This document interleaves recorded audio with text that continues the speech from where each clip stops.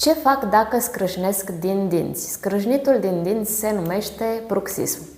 Și această afecțiune sau parafuncție, cum se numește, se poate trata cu ajutorul unei gutiere pentru bruxism.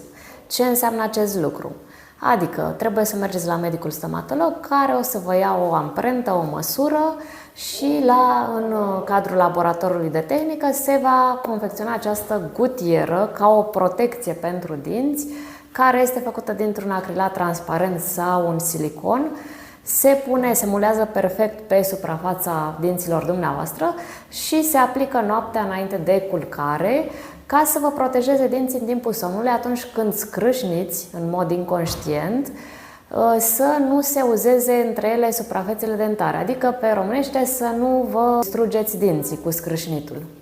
Gutierele sunt purtate noaptea, dar pot fi purtate și ziua dacă